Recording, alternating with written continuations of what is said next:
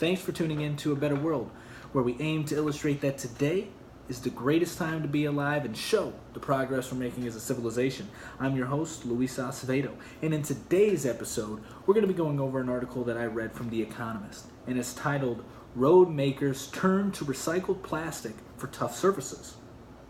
So, 5 days ago, September 11th, a city in Netherlands decided to take on this project where they are making 30 meters of a bike track out of 70% recycled plastic. And like a lot of you, I didn't know why they would do this, but I knew it was a good thing, and I knew that it would definitely help the issues that we see today all over the news, especially with plastic polluting the oceans and animals perishing due to it.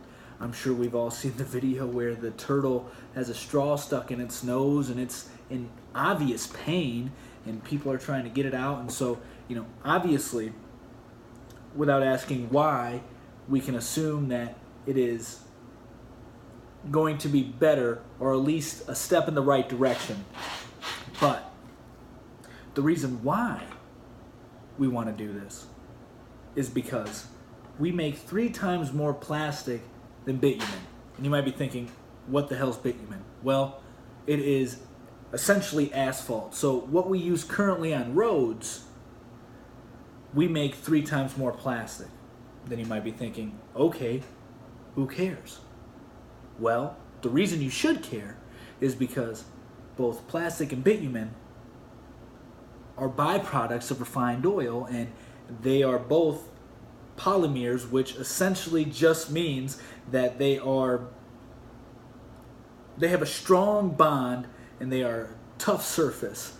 And plastic, as we all know, is strong and has a long lifespan. And so the idea behind this is that if bitumen and plastic are essentially one and the same, why not try to substitute using plastic as opposed to bitumen? Because there appears to be a lot more benefits than using plastic on our roads than asphalt. And so this city in the Netherlands said, what the hell, we'll give it a try. And the reason it's giving it a try, not only because of all the benefits, but also there are 2 Dutch firms that are using this sort of as a test trial, a test product, so to speak, for a project called Plastic Road. And these 2 Dutch firms, one of them is builds roads, and the other one creates plastic pipes. And so they want to see how this goes before they move forward with their roads and things like that. And another thing to note is that this will also help encourage people to recycle plastic, because if this does work, then obviously we would want to switch over to this system. And so it would encourage people to actually recycle. And since 1950, only 10% of plastic has been recycled. So this could definitely increase the percentage at which plastic is being recycled. And so the project for the roads, what they want to do, what they're going to do, if everything works out the way they think it will, is they want to make them prefabricated and into modular sections. So with the sections, they would basically lay end to end and over a surface such as like sand or something like that onto the roads. And the cool thing about this is since they're hollow, they would allow for internal channels inside of them to have drainage, which will help decrease and prevent potholes from occurring, because in asphalt, there are holes in them which water can seep in and build up and then start corroding it away, and there you go, you got potholes, as we see, as my friends in Michigan I know you see, and definitely my friends in Ohio, I know you guys see it. And I'm sure in a lot of other states too, that you guys experience horrible roads and horrible potholes. And so plastic would be a way to help prevent that on the roads. And not only that, but it also, they estimate that it will last 2 to 3 times longer than your conventional roads. So instead of having construction every summer because of the potholes and things like that, we would no longer experience that as frequently or at all. And a huge benefit to this as well is that when we replace them, they can be recycled. And an awesome thing that I'm sure a lot of people will love, especially people with young drivers or just family members who they care about who are driving in the winter, is that they can incorporate some anti-slipping mechanisms with the plastic, so that way it can prevent people from slipping, which is awesome and safe.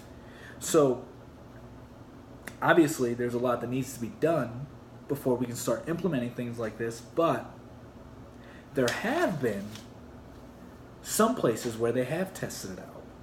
So, for instance, there's a town in England that has done this, and there's just a stretch of road in this city. It's called Cumbria, something like that, and basically they did what we were just talking about.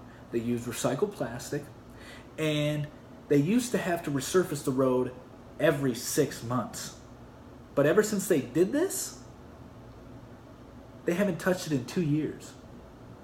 So that's incredible. That's more than double the life of the road just by switching it to plastic. And also there's a suburb in Melbourne, Australia that is doing this as well. And it looks like they're showing similar results. Now, another cool thing that these places that are trying to implement this right now are doing, or their goal, what they want to do, is keep everything local. And so if they keep things local as far as like the breaking down of the plastics into flakes or pellets, so that way they can make their sections and place them on the roads, they want to have that done locally with local waste, so that way the local waste will be used to replace local roads, and that will decrease the dependence on the federal government to take care of our highways, interstates, and roads, things like that, which is awesome. And it also gives us, in a way, more power because we're able to make our own roads, and I'm sure it will create more jobs with it. So there's also some other cool features that we can add into these things, because I know it may not seem like they can do much, but they also think that they can make a smart road out of this. And if they can make a smart road out of this with those internal channels we were talking about, not only can they have drainage for water, but they can also store things such as gas and electricity, which means that electric cars would be able to charge wirelessly, and it would also help autonomous vehicles with the sensors that they plan to put inside them as well. And also they have sensors in there. They want to put sensors in there to monitor the flow of traffic, to make sure the water is flowing properly, and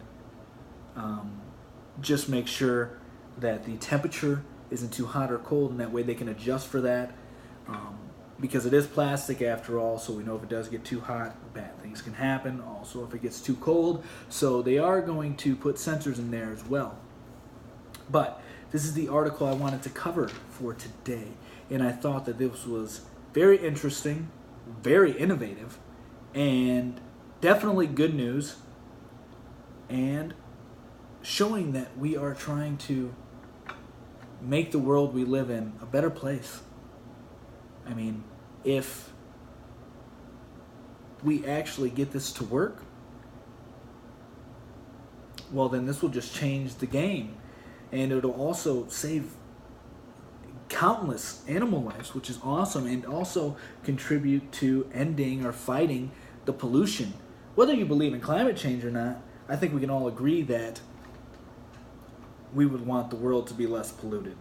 And this is a step in that right direction. So I hope you guys enjoyed the episode. I hope you guys got something out of it.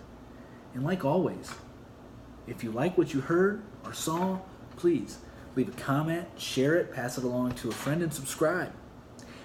And if you have any recommendations on a topic you would like me to do, if there's proof that there has been progression and that it is helping, either a country or potentially our civilization as a whole, then send it to me. I'll do my research and we'll go from there.